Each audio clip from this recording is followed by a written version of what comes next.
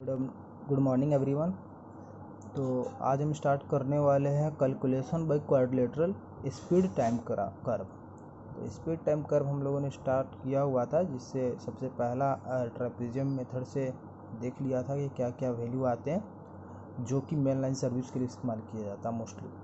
और अभी जो ये क्वाड्रिलेटरल टाइप है, ये अर्बन और सब अर्बन का जो अपना ग्राफ आ रहा होता है उसको हम लोग कंसिडर करते हैं क्वाड्रिलेटरल टाइप, और उससे कैलकुलेट करते हैं स्पीड टाइम कर्व के अंदर क्या क्या वैल्यू आते हैं। तो इसमें सबसे पहले अल्फ़ा मान लेते हैं, acceleration in kilometre per hour per second.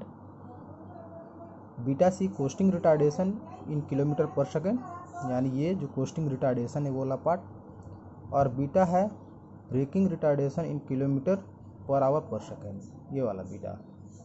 V1 है वह मैक्सिमम स्पीड जो कि एक्सेलरेशन के एंड में आपको मिल रहा होता है, यानी कि maximum speed at the end of acceleration in kilometre per our.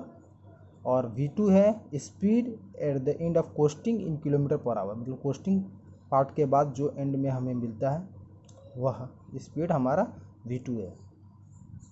इसका T टोटल टाइम रहेगा रनिंग का, जो कि 3 पार्ट्स में बटे रहेंगे, T1, T2 और T3। एक्सेलरेटिंग पार्ट के लिए, कोस्टिंग पीरियड के लिए और फिर रिटार्डेशन के लिए। अब जो हम एक्सेलरेशन टाइम निकाल रहे हैं T1 पर, तो उसका वैल्यू कितना हो जाएगा? आपका जो मैक्सिमम आपका स्पीड है और डिवाइडेड बाय जो आपका ये एक्सेलरेटिंग पीरियड है, मतलब ये हमारे लिए क्या हो गया, डिस्टेंस हो गया V1, और अल्फ़ा एक्सेलरेटिंग टाइम हो गया, ठीक है, स्पीड हो गया, तो V1 बाई अल्फ़ा, ठीक है। इसके बाद है time of costing. Costing time कितना हो जाएगा? उसी तरीके से इसके लिए कितना आपका एवरेज डिस्टेंस हो जाएगा, तो ये V1 तक रीच किया था, V2 तक गया, तो V1 माइनस V2 ये हो जाएगा, डिवाइडेड बाई बीटा सी मांगने थे कोस्टिंग टाइम के लिए, है ना। और उसके बाद ब्रेकिंग के लिए कितना हो जाएगा? उसी तरीके से V2 डिवाइडेड बाई रिटार्डेशन के लिए क्या है, बीटा, तो V2 बाई बीटा। तो ये वैल्यू का अब इस्तेमाल करते हुए हम निकालेंगे सारा कैलकुलेशन। तो हमें निकालना है कि टोटल कितना डिस्टेंस ट्रैवल किया गया है। टोटल डिस्टेंस निकालने के लिए हमें अलग अलग तीनों पार्ट के लिए डिस्टेंस निकालना पड़ेगा। दैट मीन्स कि distance travel during acceleration plus distance travel during costing plus distance travel during retardation. और ये डिस्टेंस निकालने के लिए करना क्या होता है, इन तीनों का जो हमें निकालना है, इन तीनों का अलग अलग एरिया निकालना है, ठीक है। तो कल ही बताया था कि डिस्टेंस निकालने के लिए हमें करना कुछ नहीं होता, बस उस पार्ट का एरिया निकाल दो, आप डिस्टेंस कैलकुलेट कर लोगे। तो एरिया निकालने के लिए यहाँ पे देख सकते हैं कि राइट एंगल ट्रायंगल बन रहा है। तो इस राइट एंगल ट्रायंगल के लिए हमारे पास क्या फार्मूला हो जाएगा, हाफ इंटू बेस, या पहले हाइट भी लिख सकते हैं। हाइट क्या है इसके लिए, V1 into base T1। T1 जो है वो सेकेंड के अंदर है, उसको आवर में करेंगे तो 3600 से डिवाइड कर देंगे, हो गया। इसके बाद वाला जो पार्ट है T2 वाला, वह आपको एक दिख रहा होगा कि दो पैरेलल साइड है, दो अनपैरेलल साइड है, तो यह ट्रेपेजियम का फॉर्मेशन कर रहा है। तो ट्रेपेजियम का फॉर्मूला क्या होता है, यहाँ पे मैंने लिख भी दिया, half into sum of parallel side into perpendicular distance between them, है ना। तो हाफ तो लगा ही देंगे यहाँ पे 1/2, और सम ऑफ पैरेलल साइड कौन कौन सा, V1 और V2, तो इन दोनों को ऐड कर देंगे इंटू परपेंडिकुलर डिस्टेंस। इन दोनों के बीच में परपेंडिकुलर डिस्टेंस कितना है, यहाँ से लेकर यहाँ तक का जो डिस्टेंस है आपका T2 है, तो T2 लिख दिया। वह किस में, सेकंड में, तो उसको आवर में करने के लिए 3600 से डिवाइड कर दिए, तो ये इसका डिस्टेंस हो गया। इसके बाद हमें रिटार्डेशन के लिए निकालना, तो ये तो राइट एंगल ट्रायंगल दिख रहा है, ये सिंपल है, half into base into height कर देंगे, ये इजीली निकल जाएगा। इसके बाद क्या कर रहे हैं हम लोग, कुछ नहीं, सबको एक जगह मल्टीप्लाई करके लिख दिए। ये जो प्लस था इसको दोनों के साथ मल्टीप्लाई कर दिए, V1 के साथ भी और V2 के साथ भी। 2 था तो 2 को 3600 से 7200 हो गया, मतलब यहाँ पर डायरेक्ट हम लोगों ने सिंप्लीफाइड किया। इसके बाद हमें V1 वाला जो टर्म है यहाँ पर और यहाँ पर, उसमें से जो कॉमन है, V1 और 7200 कॉमन है, कॉमन ले लिए, T1 प्लस T2 बचा।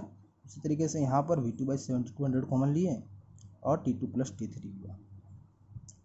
तो डिस्टेंस क्या हो जाएगा, एस इक्वल टू, हमें ये पता है कि टोटल डिस्टेंस जो है वो तीनों स्मॉल टाइमिंग के इक्वल है। टोटल जो टाइम है, टोटल टाइम जो है T1 plus T2 plus T3 है। तो यहाँ से हमें पता चल रहा है कि T1 प्लस T2 कितना है, T माइनस T3। उसके जगह पे वो वैल्यू पुट करती है। उसी तरीके से T2 प्लस T3 क्या है, T माइनस T1। तो हम लोगों ने इसको इस तरीके से कन्वर्ट कर दिया।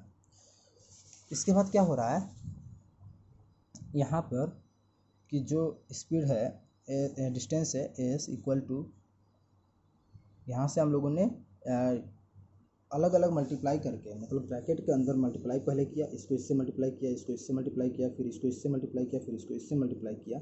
ये करने के बाद हम देखेंगे कि टी और टी एक जगह आ रहा होगा, उस टी को कॉमन ले लेंगे और 7200 भी साथ में रह रहा होगा, उसको कॉमन ले करके V1 प्लस V2 कर देंगे और जो बच रहा है वो पार्ट को अलग लिख देंगे।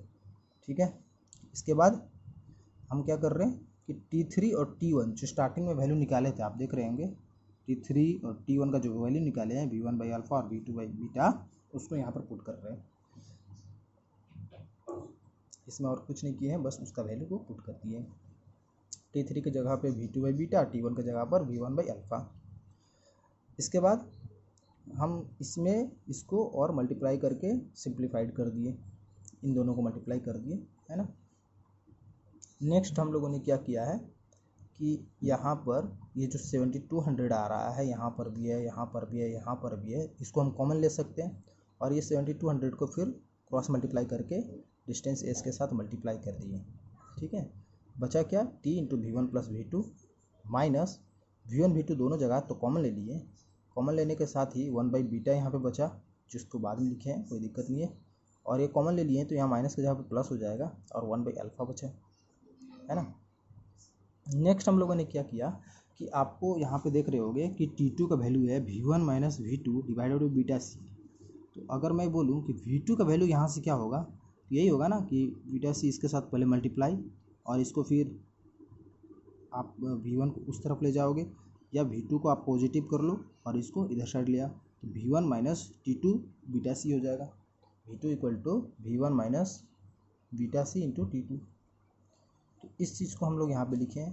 देन V1 माइनस बीटा सी, T2 का वैल्यू आपका क्या हो जाएगा, पूरा ड्यूरेशन का टाइम माइनस दोनों टाइम का समेशन।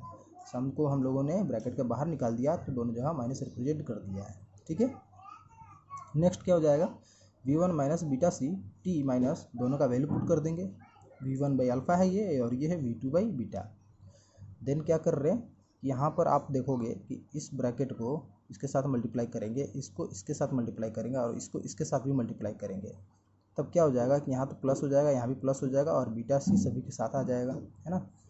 इसके करने के बाद ये वाला जो V2 वाला पार्ट है उसको हम इक्वल टू के पहले ले आएंगे, चूँकि V2 निकाल रहे हैं ना, तो ये V2 एक जगह पर आ जाएगा। इस वजह से हम लोग इसको, इस पार्ट को मल्टीप्लाई करने के बाद, यानी ब्रैकेट हटाने के बाद इस पार्ट को इक्वल टू के इस तरफ ले आ रहे हैं। तो एक तो ब्रैकेट हटाए थे तब तो ये प्लस हो गया था, और प्लस जो था इक्वल टू के पहले ला दिए तो माइनस हो गया, और अंदर मल्टीप्लाई कर दिए थे बीटा सी से, तो beta C divided by beta into V2 रह गया।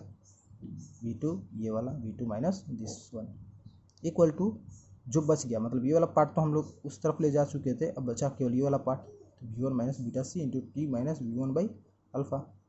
ठीक है।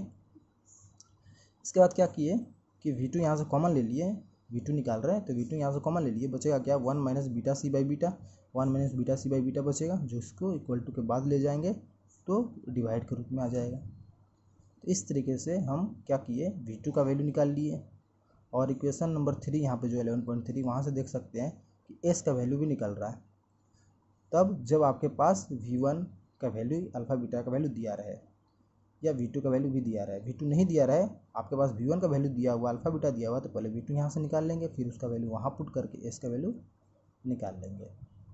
तो ये मेथड से हम कैलकुलेट कर सकते हैं। मेन चीज़ इसमें आपको ये है कि इस क्वाड्रिलेटरल फॉर्मेशन के डिस्टेंस को निकालने के लिए करना क्या होता है ये समझना होगा कि आप इसको 3 पार्ट में बांट करके तीनों का एरिया निकाल दे रहे हो। वैल्यू दिया हुआ रहेगा तो आप उस वैल्यू को पुट कर देते हो, एरिया निकाल लेते हो, तो आप टोटल डिस्टेंस निकाल लेते हो। ये जो मैंने दिखाया एक तरह का जनरल फॉर्मेशन दिखाया, एक तरह का एनालिसिस दिखाया कि क्वाड्रिलेटरल स्ट्रक्चर से, डायग्राम से आप स्पीड टाइम कर्व को सारे वैल्यू को कैसे रिप्रेजेंट कर सकते हो। तो आई होप कि आपको ये समझ में आया हो। तो इसके बाद हम लोग क्लास लेंगे जूम पर, जिसमें कि एक न्यूमेरिकल्स देखेंगे कि किस तरीके से ये इम्प्लीमेंट किया जाता है। आपको भी मैं ये न्यूमेरिकल्स नेक्स्ट क्लास में प्रोवाइड करवा दूंगा, तो आप इसको प्रैक्टिस करते रहें। Thank you.